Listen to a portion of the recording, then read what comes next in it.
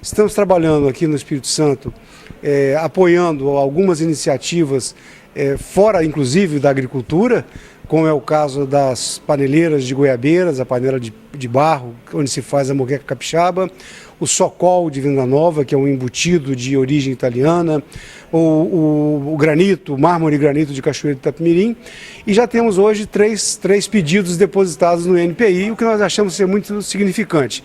Então o INCAPé e as organizações parceiras do INCAPé têm participado no sentido de dar mais densidade a esses programas, e começamos por buscar sensibilizar as organizações, os produtores e as organizações que reúnem pessoas interessadas no tema. Nós temos uma presença aqui hoje de cerca de 350 pessoas, isso para nós é muito significativo. As pessoas têm participado, inclusive com o fato de termos aqui pessoas do cenário nacional, internacional, representantes do Brasil fora do país, representantes da Embrapa Café, que estão aqui, como inclusive eu sou um desses casos, não é?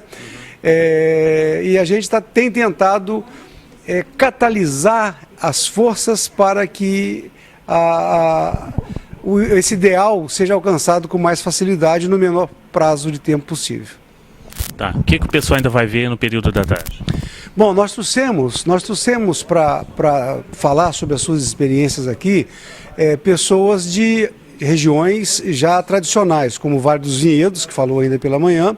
À tarde nós teremos a fala do colega do Café do Cerrado, da região do Cerrado brasileiro. Temos aqui também ao nosso convite a colega Helena Alves, da Embrapa Café, que participou ativamente na obtenção da identificação geográfica do café da Serra da Mantiqueira. Então são esses os assuntos que serão abordados de tarde, tudo buscando esclarecer dúvidas dos nossos capixabas a respeito das vantagens, das desvantagens, mostrando que o lucro não é apenas aquele lucro que se consegue pelo valor, pelo preço alcançado a mais necessariamente.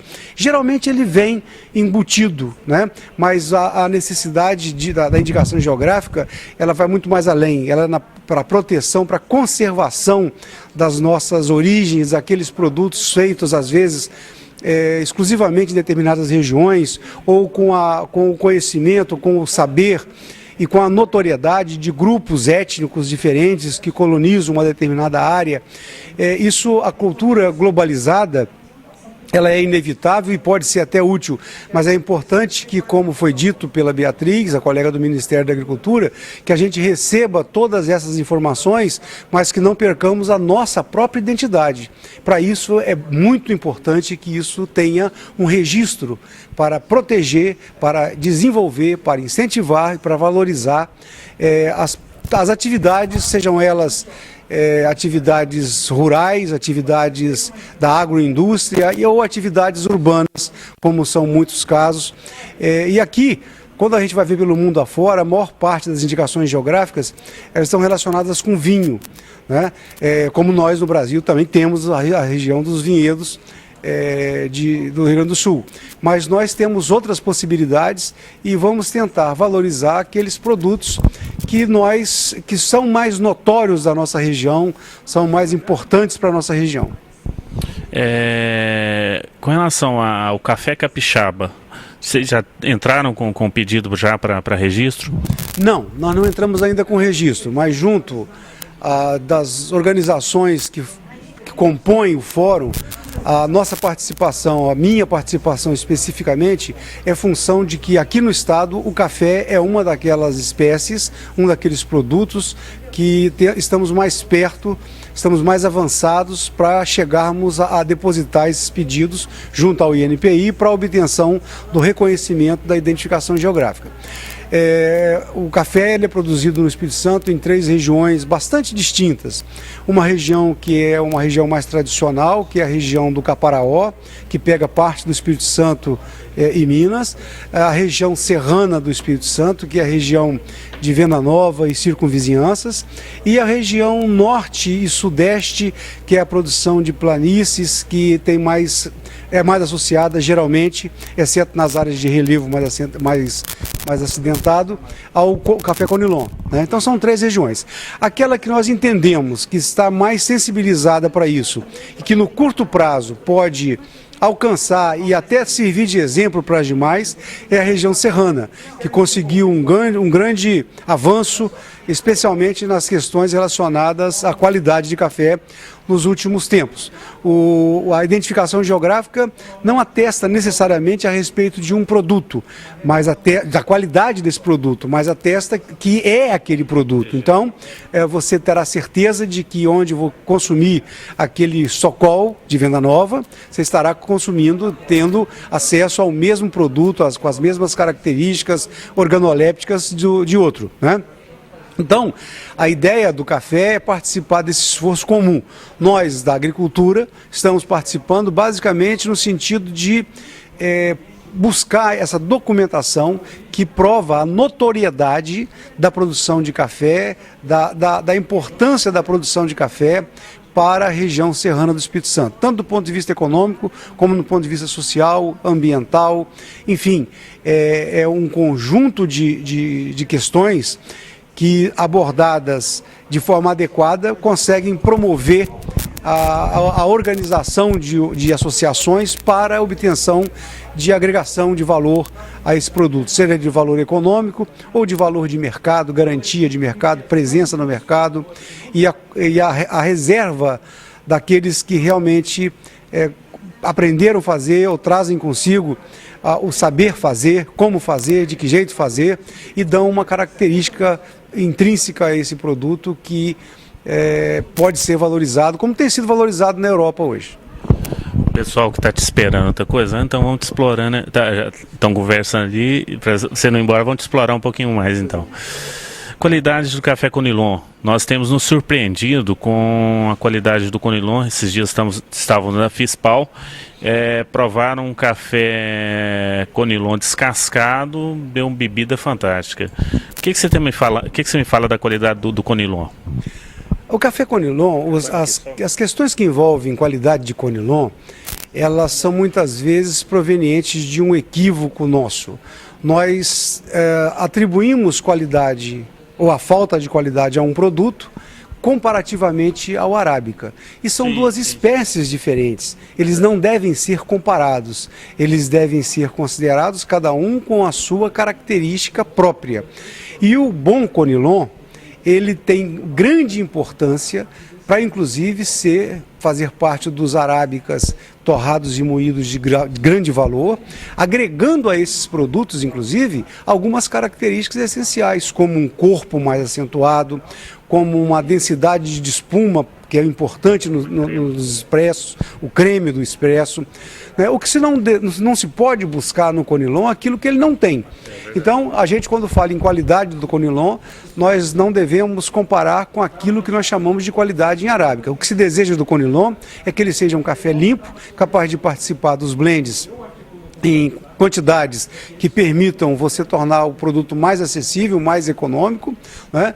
E que, ao invés de servir de enchimento por ser mais barato, que eles preencham com alguma característica que são próprias dessa espécie de café, né? Da mesma forma, tem que se considerar que, se você observar o crescimento do Conilon ou do Robusta ou da espécie Coffea canephora no mundo, nos últimos anos, ela tem crescido muito mais do que o arábica. E ela não vai competir com o arábica, porque ela está sendo agregada ao arábica, especialmente nos mercados, nos novos mercados, nos mercados emergentes, especialmente dos países asiáticos que têm por hábito consumir chá, que passam então a primeira forma de consumir café, geralmente, é pelo café solúvel, que é mais parecido a forma de fazer, evita desperdício, e aí o bom Conilon tem sido valorizado sim. Aqui no Espírito Santo, a Cooperativa de São Gabriel, que é uma das mais importantes do mundo, eu diria, para a espécie, já anuncia um ágio de 20% a mais em cafés Conilon descascados. Descascar café Conilon não é a única forma de fazer um bom café Conilon. O produtor sabe exatamente o que fazer para fazer um bom café Conilon. O que ele às vezes ainda não está atento na sua plenitude é de que benefícios ele obtém ao fazer essa qualidade de café. Ele está sempre associando, eu não vou ganhar mais, quanto que eu vou ganhar mais? Mas ele tem que se lembrar que ele agrega sim com o tempo, como já vem agregando hoje, e que ele conquista e detém para ele um mercado que é muito importante. O Brasil praticamente não exporta Conilon. Todo Conilon nosso tem sido consumido na indústria brasileira, nos blends de torrado e moído e na indústria de solúvel. Mas o mundo está se abrindo para o Conilon e outros países como o Vietnã estão ocupando espaços importantes, saíram aí de quase nada para hoje quase 20 milhões de sacas. Pelas expectativas que nós temos para os próximos anos, continuando crescendo numa taxa de 2,5 ao ano, nós teremos necessidade nos próximos 10 anos de uma oferta de cerca de 30 a 32 milhões de sacas a mais. De que café será esse? Bom, aí você analisa o passado. O passado, nos últimos 10 anos, o Conilon saiu de uma participação mundial de 25% para atualmente 35 a 37% desse café. Então, para quem é produtor de Conilon, está aí uma boa referência para que ele faça o seu planejamento, né? Ninguém tem bola de cristal e ninguém sabe dizer ao certo o que vai acontecer. Mas analisando os dados passados, você pode se remeter a um futuro mais palpável, né?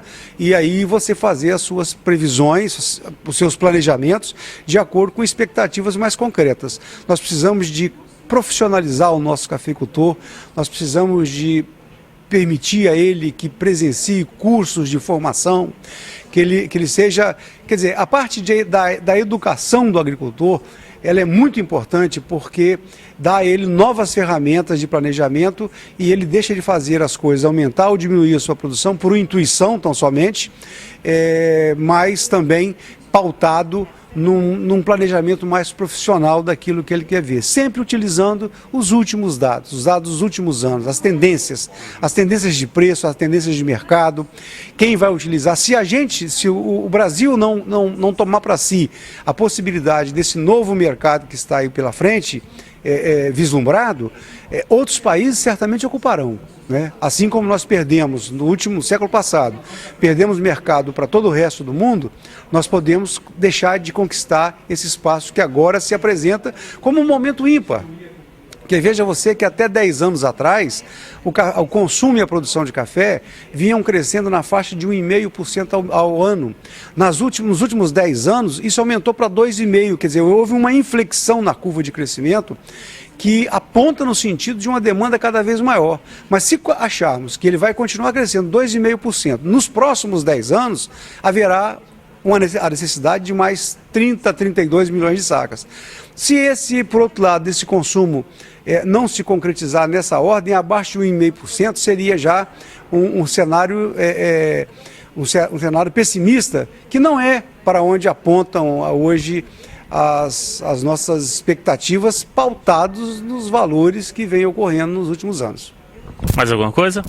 Não, eu queria só, em nome do INCAPER, do Governo do Estado do Espírito Santo, em nome da Embrapa Café, que vem apoiando também essas iniciativas, em nome do Fórum Capixaba de Indicação de Origens e Marcas Coletivas, essa oportunidade de estar recebendo por parte de vocês a possibilidade de transferir esse momento, esse conhecimento do que está acontecendo aqui, despertando tudo isso para o Brasil e para outras partes do mundo que nos interessa muito.